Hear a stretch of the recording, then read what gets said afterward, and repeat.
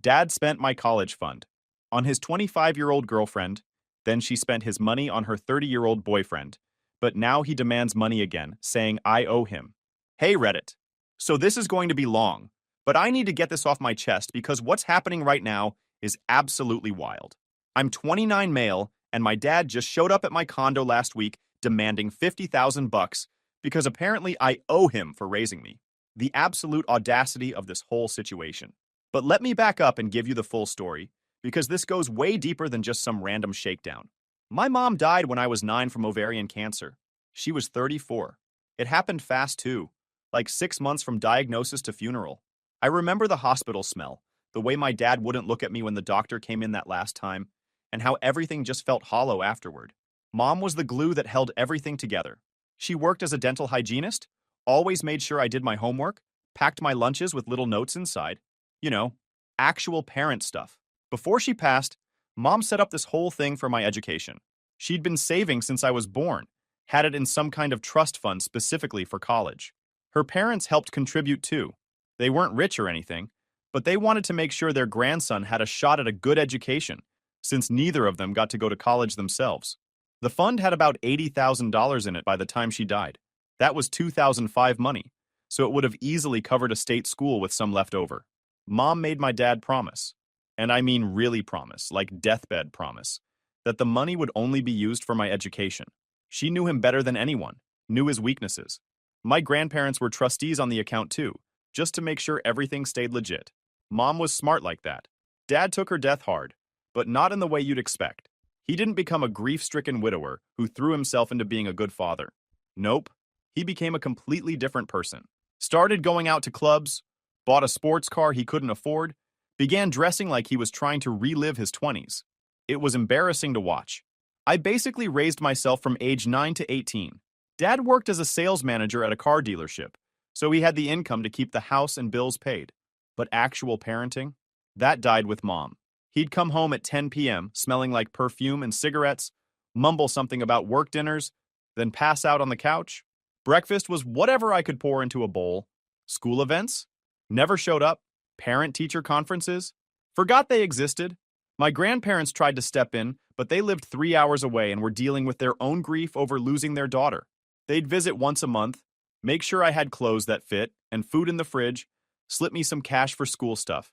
They knew Dad was checked out, but what could they really do? He was my legal guardian. When I was 15, Dad started dating again. Nothing serious at first, just random women he'd meet at whatever bar he was frequenting that week. But then he met Stephanie. Oh man, Stephanie. This is where things really went sideways. Stephanie was 23 when they started dating. I was 15, so yeah, do the math. She was 8 years older than me. Dad was 42 at the time. Picture this.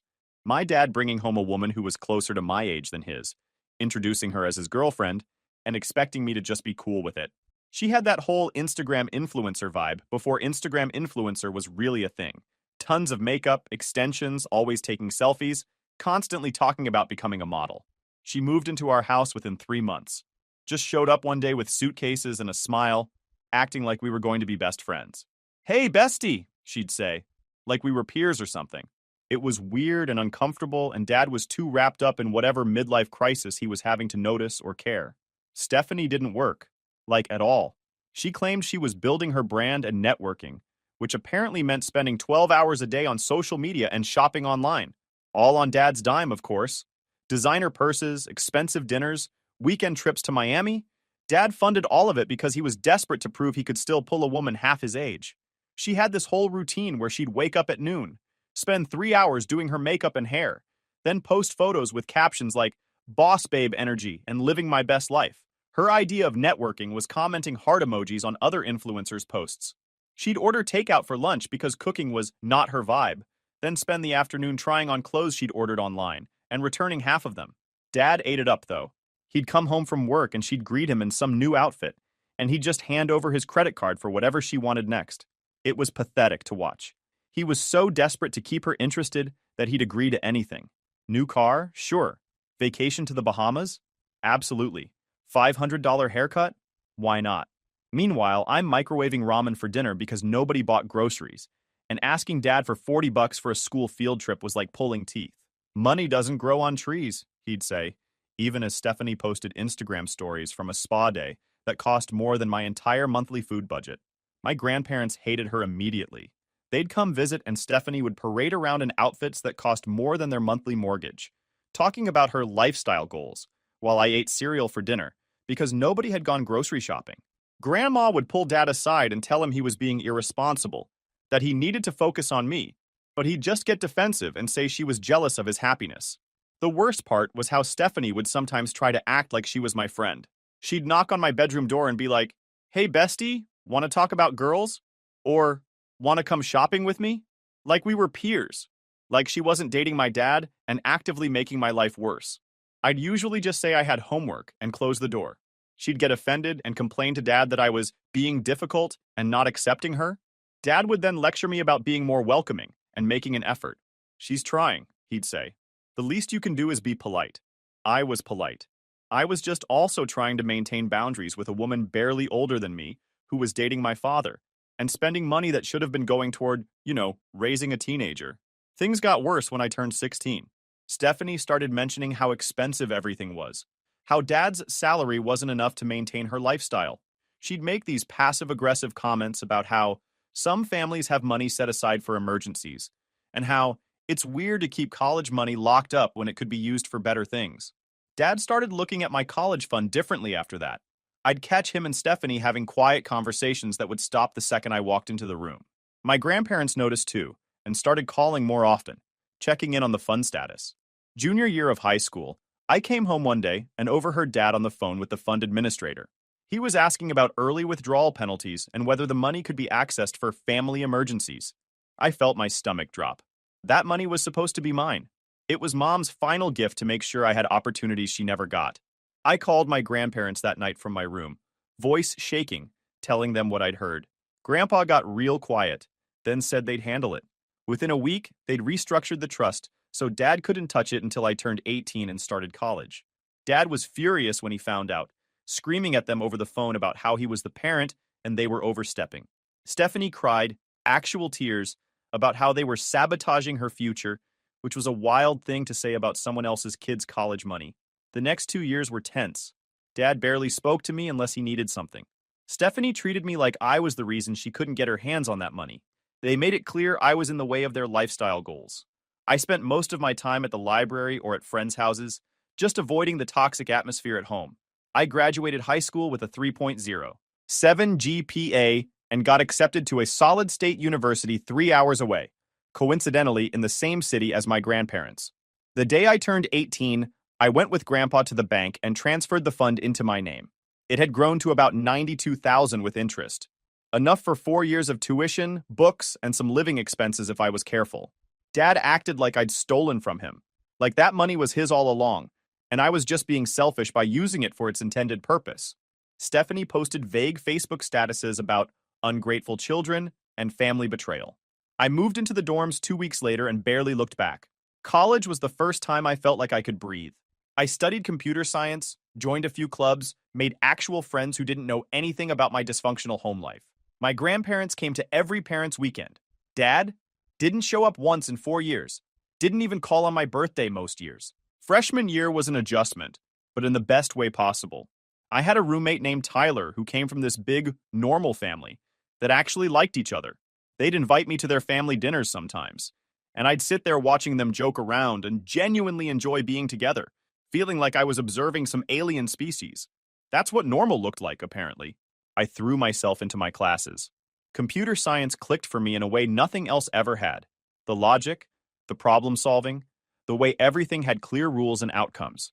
If you wrote good code, it worked. If you made a mistake, you could debug it and fix it. Unlike family dynamics where nothing made sense and everything was arbitrary. My professors liked me because I actually showed up and did the work. Got invited to join the honors program sophomore year. Made Dean's List every semester. None of which Dad ever acknowledged because I stopped sending him updates after the first semester when he responded to my 3.9 GPA with, "That's nice," and then asked if I'd heard about Stephanie's new business idea. Grandma and Grandpa visited once a month. We'd go to dinner at this Italian place near campus, and I'd tell them everything. My classes, my projects, the tech startup competition I'd entered with some classmates. They actually listened, Actually remembered details from previous conversations. Actually cared about my life. Junior year, I got an internship at a software company that turned into a job offer for after graduation. Grandpa took me out for steak to celebrate. Your mother would be so proud, he said, getting emotional. This is exactly what she wanted for you. Opportunities, success, a real future. Senior year flew by. Between classes, my part-time coding job, and my senior project, I barely had time to think about Dad's dysfunction. My friends were planning graduation parties and talking about their families coming. I told them my grandparents were coming and left it at that. Nobody needed to know about Dad. I graduated in 2018 with my degree and a job offer at a tech company in the same city. Started at $58,000 a year, which felt like a fortune at the time. Got my own apartment, bought reliable furniture from IKEA, actually had a refrigerator with real food in it. Life was good. My grandparents and I had dinner every Sunday. They were so proud of me. Said Mom would have been proud too. Those dinners were the closest thing I had to real family. Meanwhile, Dad and Stephanie were still living their best lives back in my hometown. Or so I thought. I kept tabs through distant relatives and social media. Stephanie was still posting aspirational content, except now it was about being a life coach and selling some multi-level marketing skin cream. Dad had switched jobs twice, always chasing bigger commission checks. They seemed fine, so I kept my distance and focused on building my career.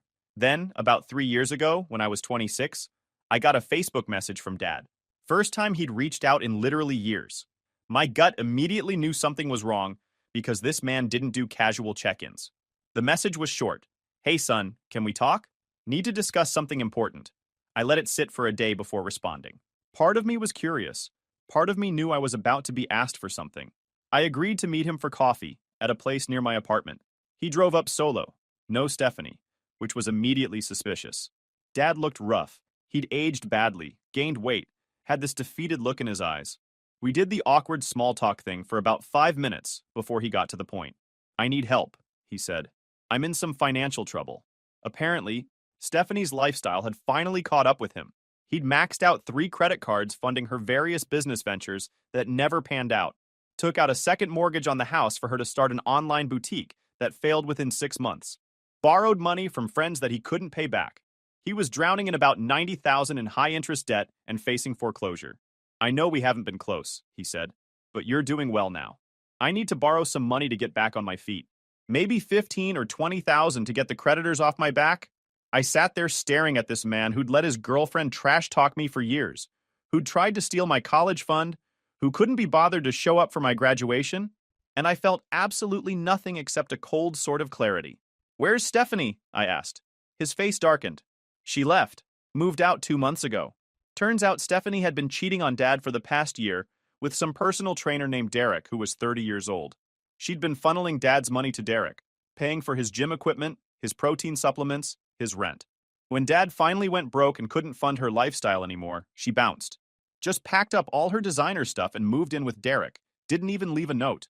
Dad found out through a mutual friend who sent him screenshots of Stephanie and Derek posting couple photos from a vacation to Cancun. A vacation Dad thought Stephanie was taking with her girlfriends. When he confronted her, she admitted everything and said she'd never actually loved him, just liked what he could provide. Then she blocked him on everything and disappeared. So here was Dad, broke and alone, asking me for money after everything he'd put me through.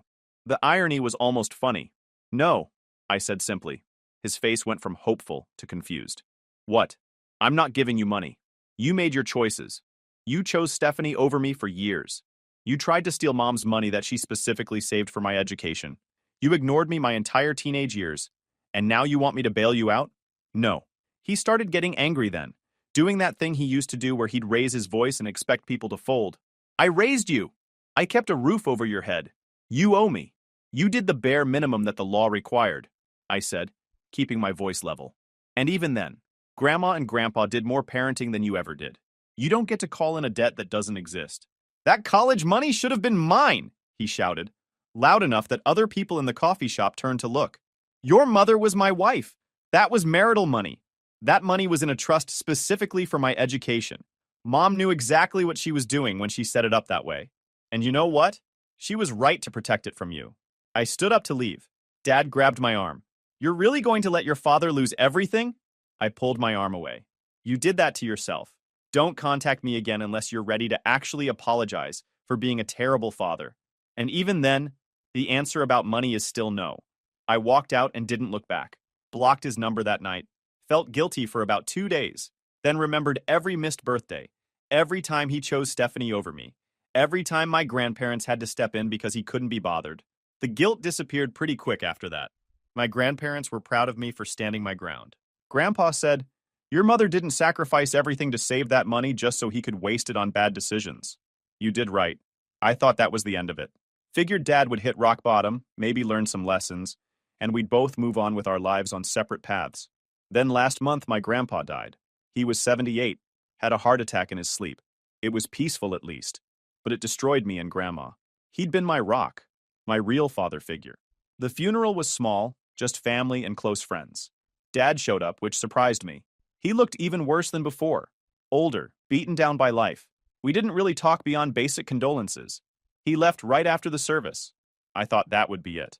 3 weeks later, last Tuesday actually, there's a knock on my condo door at 8 at night. I open it and there's Dad standing there with this determined look on his face. "We need to talk," he said, pushing past me into my place. I was too shocked to immediately shut the door. "What are you doing here? How did you even get my address?" "I have my ways," he said, which I assumed meant he'd harassed one of my distant relatives into giving it up. He looked around my condo. The nice furniture I'd bought with my own money, my big TV, my gaming setup, the kitchen I'd renovated last year. I could see him doing the math, seeing that I was doing well for myself. His eyes lingered on everything. The leather couch, the expensive coffee maker, the framed art on the walls. "Nice place," he said, but not in a complimentary way. In a bitter way. Like my success was somehow offensive to him. "Dad, you need to leave. I told you—" "Your grandfather left you money," he interrupted. "I know he did. He told me years ago that he'd set up something for you in his will. He wasn't wrong. Grandpa had left me $75,000 in his will. With Grandma's blessing, he'd wanted to make sure I had a nest egg, maybe enough for a down payment on a house someday. But the will wasn't even through probate yet. How did Dad know the amount?" "That's none of your business," I said, trying to keep my voice level even though I was getting angry. "I'm still your father," he said, voice rising, "and I'm in trouble again. Worse this time. I'm getting sued by credit card companies. The house is definitely going into foreclosure next month. I've got medical bills piling up from a surgery I had to have. I need help. So get a second job. File for bankruptcy. Figure it out. That's not my problem." His face hardened, and I could see that familiar anger building. The same look he'd get when I was a kid and dared to question him. "I raised you for 18 years. Fed you, clothed you, kept you alive. You owe me. Society agrees. Kids are supposed to help their parents when they get older. It's called being a decent human being." I almost laughed at that logic. The absolute nerve of this man standing in my home, looking around at everything I'd earned through my own hard work, expecting me to just hand over cash because we share DNA. "You mean Grandma and Grandpa raised me? They fed me half the time, bought my clothes, paid for school supplies. They taught me how to be a functioning adult. You were too busy with Stephanie to notice I existed. I paid the mortgage. I paid the bills. I worked 60-hour weeks at that dealership to keep a roof over your head. The bare legal minimum. Cool. Want a medal? You did what the law required you to do to not get charged with child neglect. That doesn't entitle you to my money now." He stepped closer, getting into my space. "Your mother would be ashamed of you, letting me suffer like this." That crossed a line. "Don't you dare," I said quietly. "Don't you dare use Mom to guilt me. She set up that college fund specifically because she knew you couldn't be trusted. She knew you'd waste money on whatever shiny thing caught your attention. And guess what? She was right. You wasted it on Stephanie, who then wasted it on Derek. That's not my fault, and it's not my responsibility to fix. You're taking your grandfather's money from my father-in-law who never liked me anyway, and you won't even give me a fraction to help out your own father? Grandpa didn't like you because you were a lousy husband and a worse father. He saw how you treated Mom toward the end, making everything about you. He saw how you abandoned me. And yeah, I'm taking that money because I earned it by being there for him, by having Sunday dinners every week, by actually caring. Something you never did for anyone but yourself." Dad's face turned red. "I'm not leaving here until you agree to help me. I need $50,000. You've got it. You've got your fancy tech job, this nice place, and now an inheritance. You can spare it. Get out."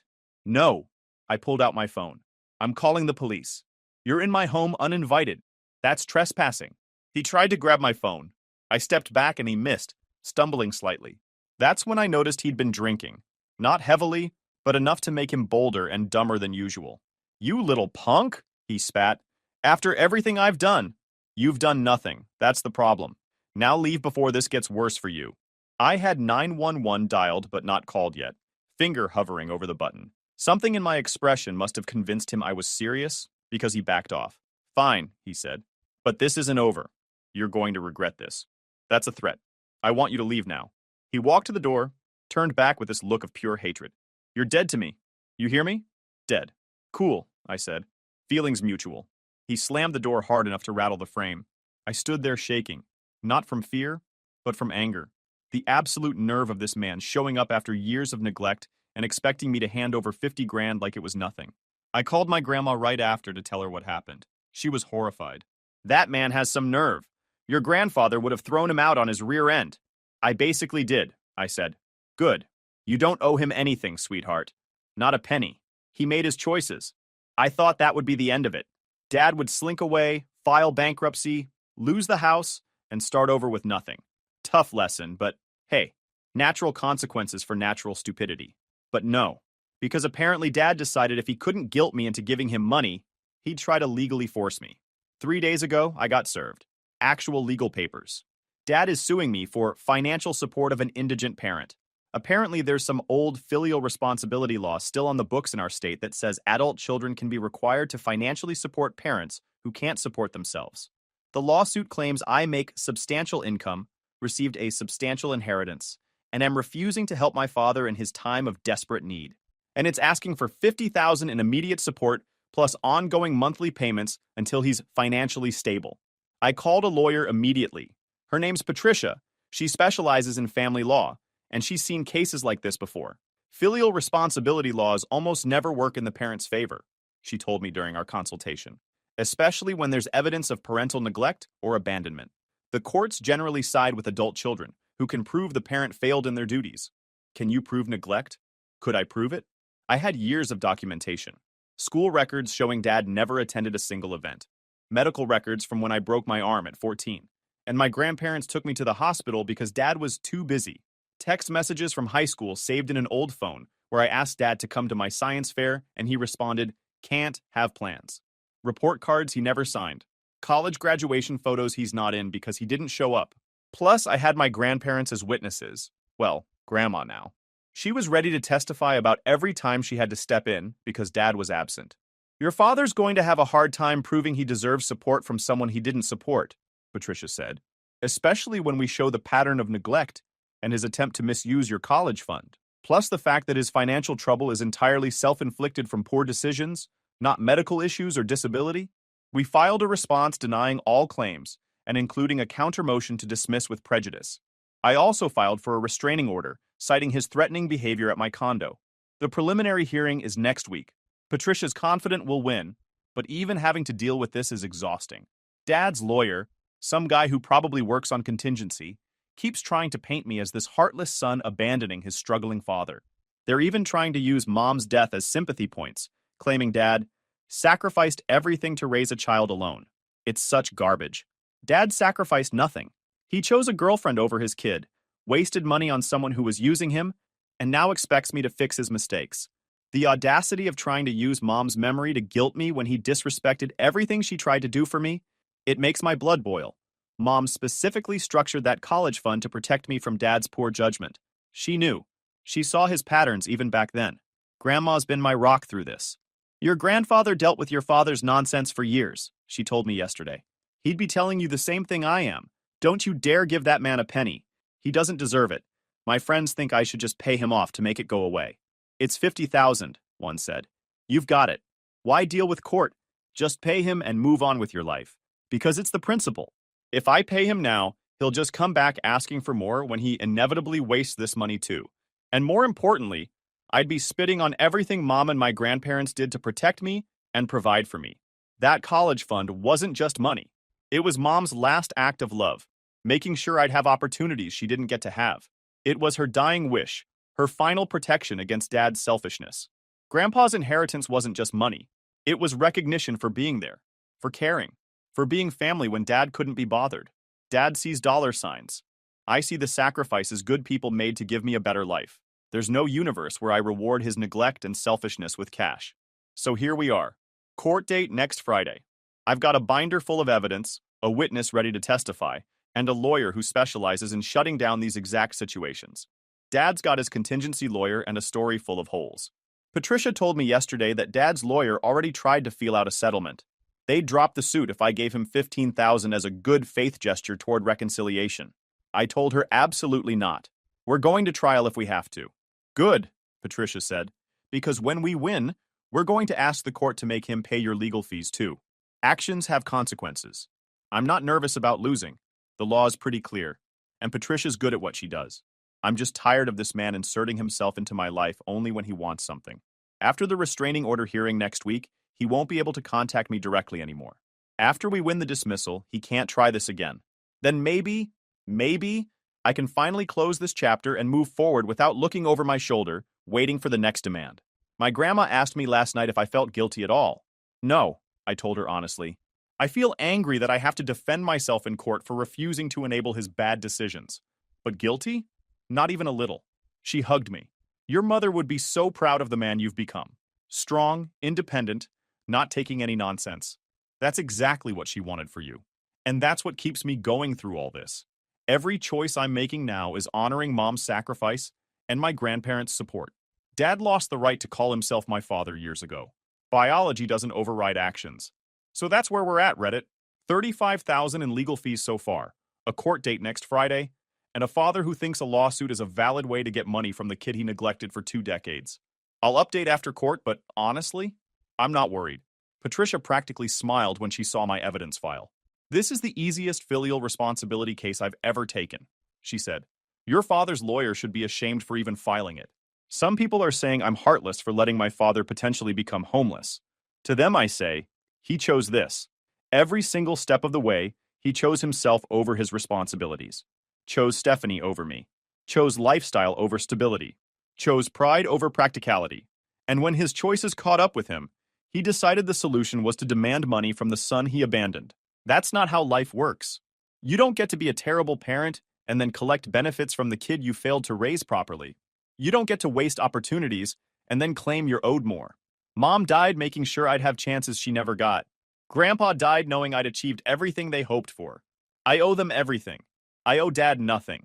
And come next Friday, hopefully a judge will agree. We'll update after court. Pretty sure it's going to be satisfying. Update. Post-trial. So the hearing happened yesterday, and honestly, even better than Patricia predicted. We got to the courtroom early. Dad showed up 10 minutes late with his lawyer, looking like he'd slept in his car. His lawyer immediately requested a continuance, claiming they needed more time to prepare. The judge, this no-nonsense woman in her 60s, asked why they'd need more time for a case they filed. Your Honor, we've discovered some new circumstances that require investigation, his lawyer started. Like what? Judge Williams asked. Well, character witnesses, financial records, evidence of the plaintiff's condition. You mean the things you should have had before filing? The judge did not look amused. Continuance denied. Let's proceed. Patricia went first. She laid out the timeline of Dad's neglect with surgical precision, presented school records, medical records, testimony from my grandma via video call since she couldn't travel, showed text messages proving Dad's absence, brought up the college fund situation and Dad's attempt to access it inappropriately. Then she brought up Stephanie, showed Facebook posts and bank statements proving Dad's financial problems were self-inflicted from funding a girlfriend's lifestyle, showed the breakup timeline matching his financial collapse. Dad's lawyer tried to object multiple times, but Judge Williams kept overruling. This is all relevant to whether the plaintiff fulfilled his parental duties and whether his current financial state is deserving of court-ordered support. When it was Dad's turn, his lawyer called him to testify. Big mistake. Patricia cross-examined him, and it was brutal. She asked about every school event he missed, every birthday he forgot, every time my grandparents had to step in. Dad tried to justify it all with, I was working to provide. But Patricia had his work records showing he took plenty of time off for personal trips with Stephanie. Then Patricia asked about the college fund. Mr. Johnson, did you attempt to access your son's education fund for personal use? That was marital money. It was held in a trust specifically for education, was it not? Well, yes, but... And you attempted to withdraw it for non-educational purposes, correct? We had expenses. Expenses like funding Stephanie Mitchell's lifestyle, correct? Vacations to Miami, designer purchases, startup costs for failed business ventures? Dad's lawyer objected. Judge Williams overruled. Answer the question, Mr. Johnson. I provided for my girlfriend, yes, while neglecting to provide adequate emotional support and presence for your minor son. That's when Dad got angry and said something incredibly stupid. I gave him everything I was legally required to give. He had food and shelter. That's all kids are entitled to. The courtroom went quiet. Even his own lawyer flinched. Judge Williams leaned forward. Mr. Johnson, are you genuinely arguing that you fulfilled your parental obligations by meeting only the bare minimum legal standard? I mean, I did what I could. But you had resources for vacations, for supporting an adult girlfriend, for lifestyle expenses. Resources you chose not to direct toward your son's well-being. That was my personal money.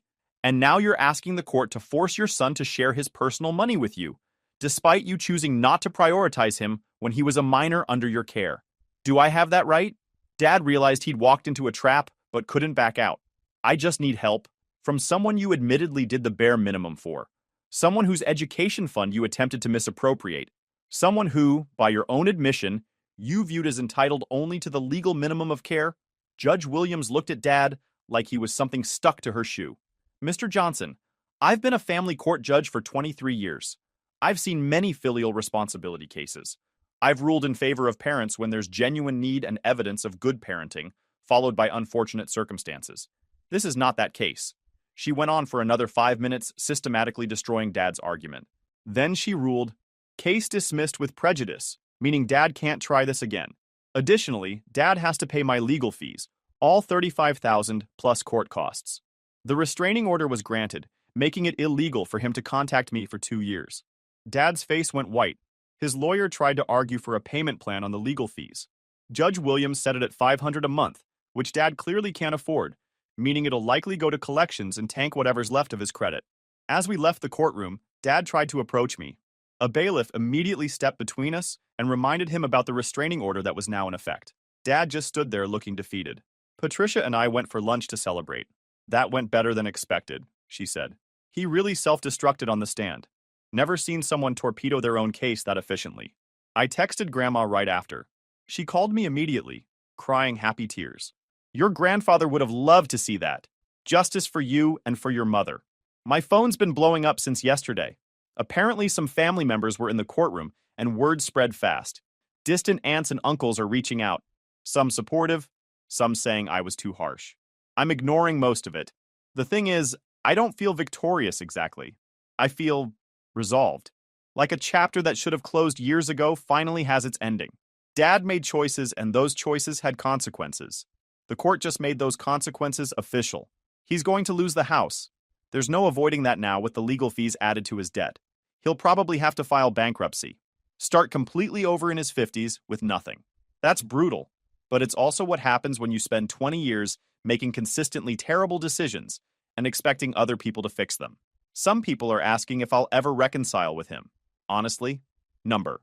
The restraining order expires in 2 years, but I have no interest in a relationship with someone who saw me as an ATM instead of a son.